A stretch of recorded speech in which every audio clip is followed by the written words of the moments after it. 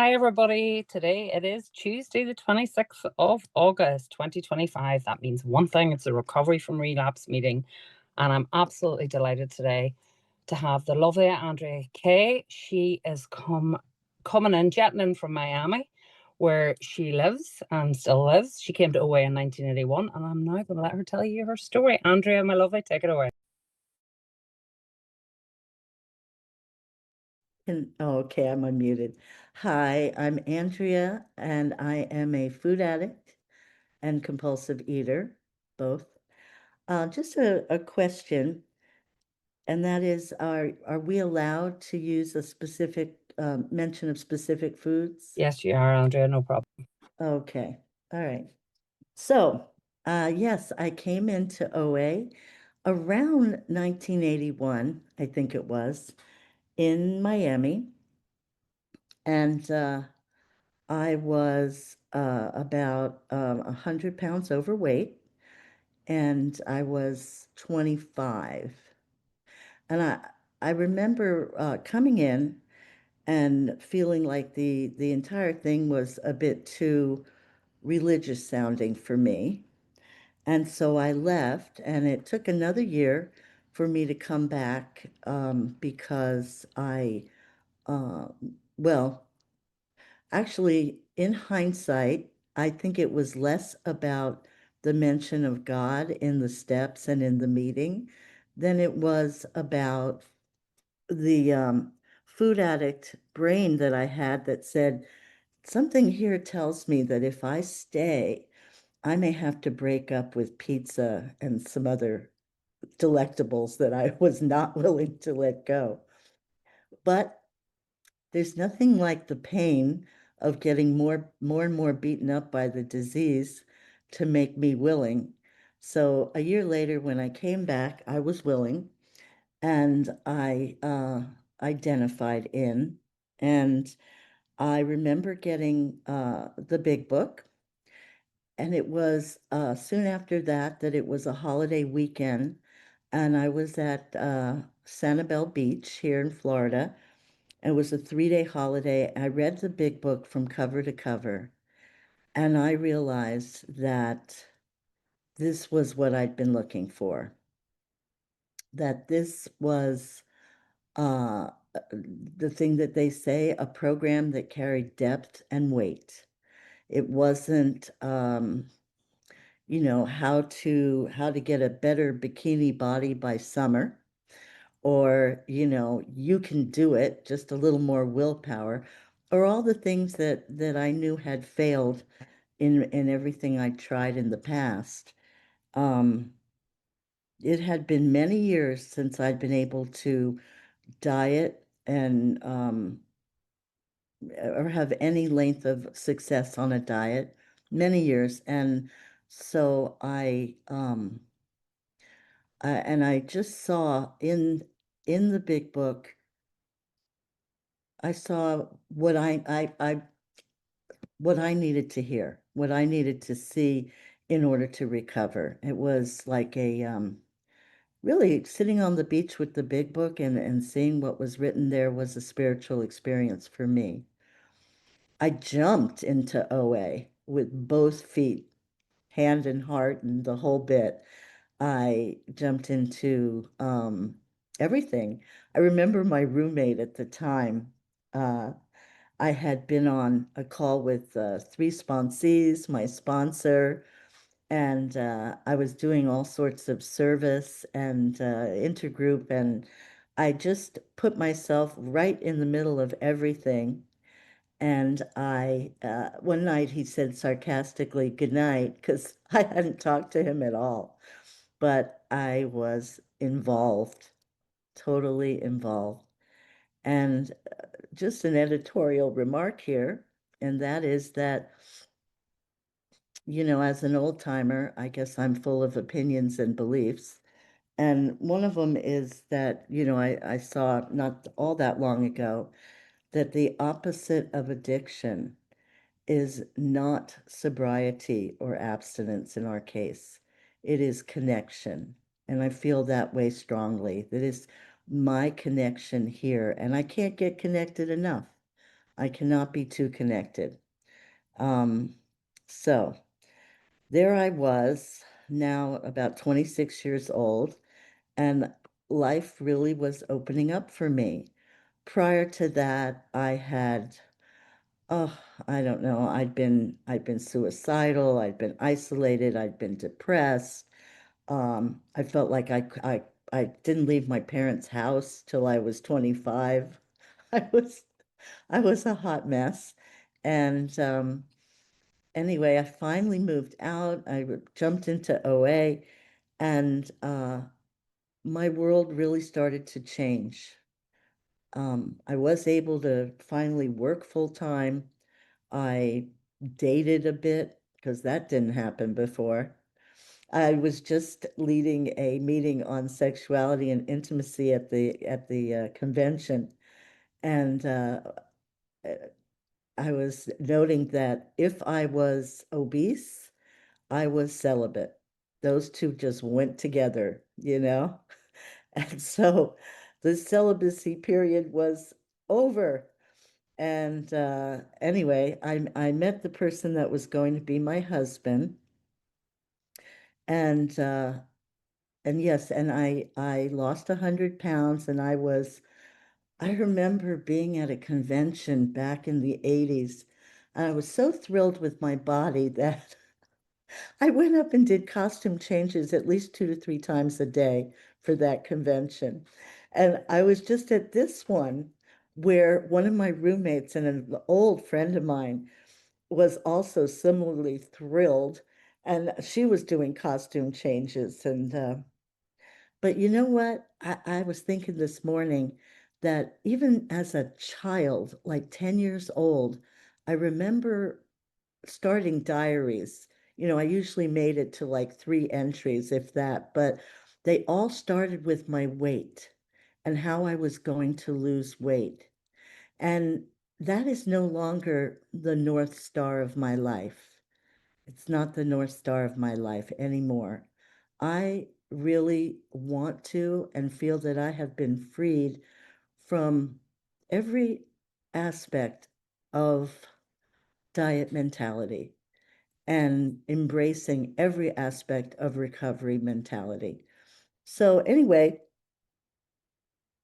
I'm engaged to be married. I am meeting his family in Canada.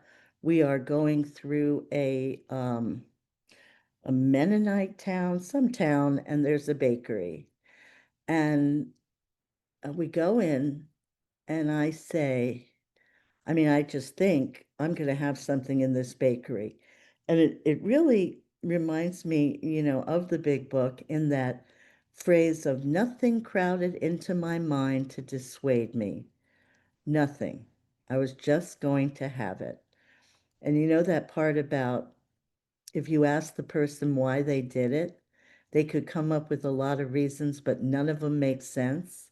And none of them made sense in the light of that I had come through at that point about 30 years, where 25 of those years, or, not that many, but so many years had been in depression and suicidal.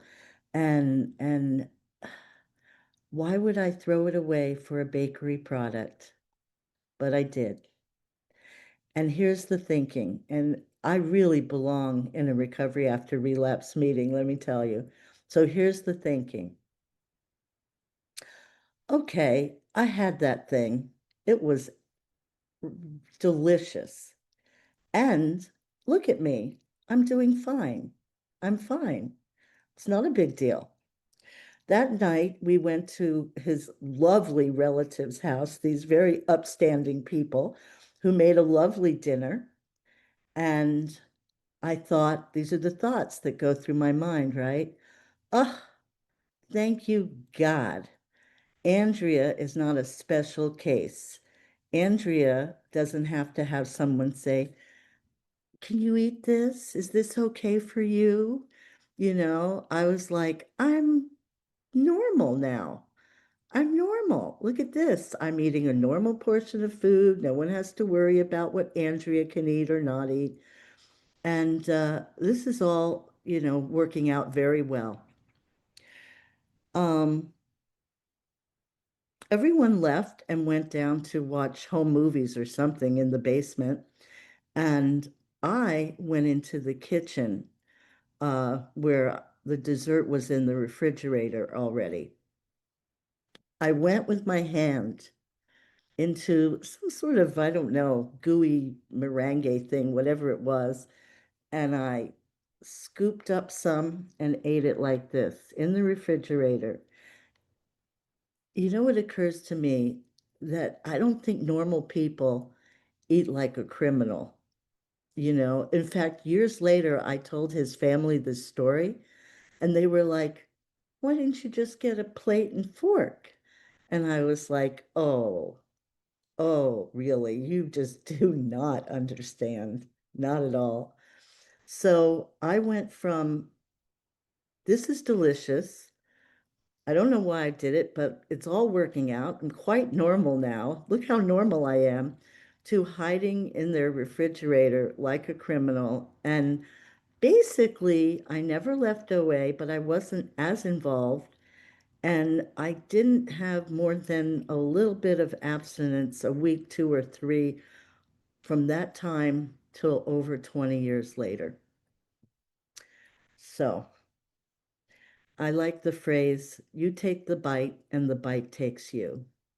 And there's a thing in the 12 and 12 which says, those of us who have returned to our former eating behaviors are, I don't know how it ends that phrase, but basically it's worse than ever. And every time I read that, I say, no shit, Sherlock. Yeah, it's worse than ever. It's really bad. It's really bad. So, I went on and I got married. The wedding dress barely zipped up at that point, but uh and I, had a wonderful baby son, and surprisingly with red hair, just gorgeous, and a husband and son and da da da da da. I wasn't grateful for anything. I wasn't great. I'm such a mental case. I was like, but you know what?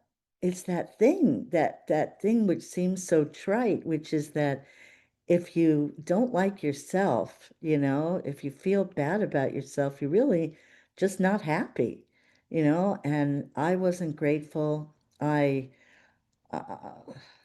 I, anyway, one of the things I remember reading in the big book and thinking was, well, thank God I have food addiction. It's not like these alcoholics. I'm not likely to lose everything, I'm not going to be in the gutter, whatever. By the time, I had another child when I was 42, and I became permanently diabetic, as were my parents, insulin-dependent diabetics. And my parents died at 70 and 75 after years of incredible suffering. My father had a stroke, heart problems, amputations. My mother went on dialysis and died a horrible death. At her Shiva, my friends were like, Andrea, Andrea, you're on this same path. You know, in other words, it was frothy emotional appeal, frothy emotional appeal. So it was, and I remember being really foggy with the food and thinking, they're like, you're gonna die like this. And I was like, yeah, yeah, that's true. I am, with absolutely no feeling that I could do anything about it, but just continue on the way I was. So, in a nod to those thoughts I had that thank God I'm not an alcoholic, my life is not being destroyed, I now had parents that were gone. I was type 2 insulin dependent diabetic. My friends and family were very worried about me, and I was just going to probably, in my mind, just sort of carry on to the end, to the end. Um, and my husband was separated and divorcing me. My very best, dearest friend was no longer talking to me. All my relationships seemed to be strained. And in some crazy, miraculous turn of events, this local treatment center, which is totally 12-step based, accepted me with my insurance, which they had never done. Every time I tried, every few years, it wasn't covered. So I went in there, and that was 13 years ago. And that is this recovery that I'm in now for the last 13 years. I said to myself, I don't care if I don't lose 1 pound. I need to stop killing myself by eating compulsively, and I want to restore my relationships with people. And I I did. I have a good friend in program who I quote a lot because he says a lot of wise things. And I remember right before I went in, I was at my meeting, my home group, and I was like, I was preparing to go into treatment. So of course, I was eating everything that, couldn't run away from me was going in my mouth, many times over. And he said to me, "Oh my God, you look absolutely miserable." And I was like, why would that be? Why would I be miserable eating everything I wanted? Wouldn't that make me happy? But I was so miserable. And he said, it's important that your food plan is in charge of you, not you in charge of your food plan. Because if you're in charge of your food plan, a compulsive eater is in charge of your food plan. And he has said so many wise things over the years. I just love him. And anyway, I again dove back into OA, similarly as I had in my 20s. And I've maintained a 70-pound weight loss since that time, or gradually getting there. Every now and then I notice that I'll lose a pound or so, but I've taken my eye off of that and onto recovery in all its aspects. And I will say that the promises have come true in the sense that I'm no longer fighting it. I noticed after I had done my 9th step amends that I mean, it's not a problem. The problem has been removed. And I really am, there's this tension, if you're like, when I was on a diet, it felt almost like a rubber band being wound up for each day that I was resisting eating whatever. Although I will say there was a certain, maybe powerful feeling also in restricting, feeling like I was getting on top of the thing, but that was, an illusion of control. But once I really got at this time, 13 years ago, that holy crap, I'm not normal. I'm not going to be normal. The idea that I'm normal has to be smashed completely. And it was. It was smashed in my head, my brain, my heart, and my gut. And the surrender took away all the fight, all the resistance, all the winding up of that rubber band. It just deflated. And I don't know, so yeah, that was 13 years ago. Um, my relationships and their um the having good, harmonious relationships with people is huge in my life. And like I say, doing the steps, has really helped me um, to have them. I have great relationships.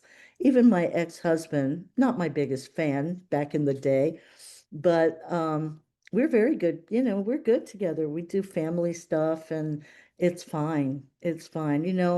I realize that. 10 minutes left, Andrea. Thank you. It's not easy living with someone in active food addiction. Shocker. I used to sit in marriage counseling and try to like telegraph to the counselor, do you see what a a-hole he is? Can you tell that? Can you see that? And it was many years after divorce and after this doing, thoroughly doing the steps that I realized, uh-oh, uh-oh, I was the a-hole at least as much. So, I mean, there's a lot of things that I could say. I can't believe that I have 9 minutes left to this thing. But, well, I will talk about the thought has occurred to me, why, why was I saved from this life of a death of a food addict? Because everyone, I think, was kind of prepared that that's the way it was going. And why would I be? And a lot of our prayers in the steps and all are about becoming useful, becoming the kind of person that is useful to others and uniquely useful to other food addicts. That's what I want to be. I want to be that person. And to that end, I really, one of my pet projects is public information, professional outreach, PIPO. I'm involved in that in the intergroup and region level. And, you know, at this World Service Convention recently, the chair of the convention was saying that most people with our disease die of it. It's only a very small percentage that hear about OA, come in and stay and get recovery. This is a deadly disease.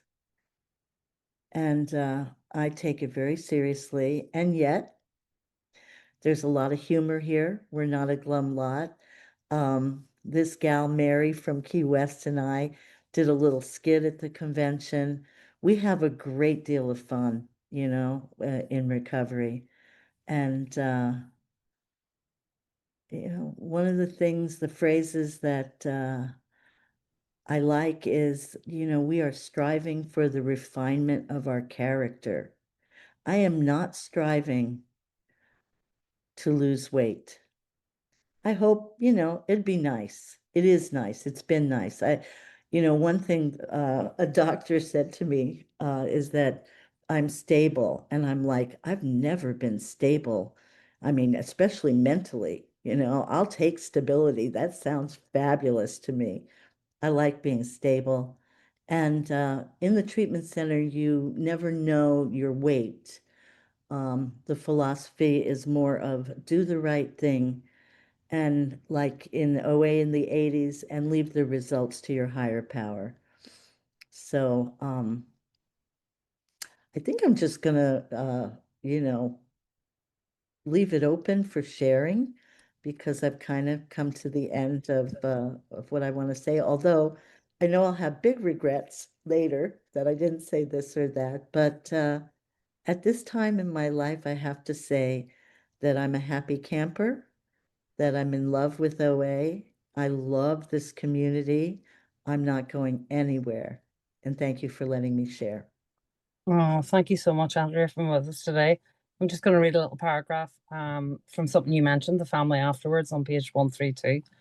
We have been speaking to you of serious, sometimes tragic things. We have been dealing with alcohol in its worst aspect, but we aren't a glum lot. If newcomers could see no joy or fun in our existence, they wouldn't want it. We absolutely insist on enjoying life.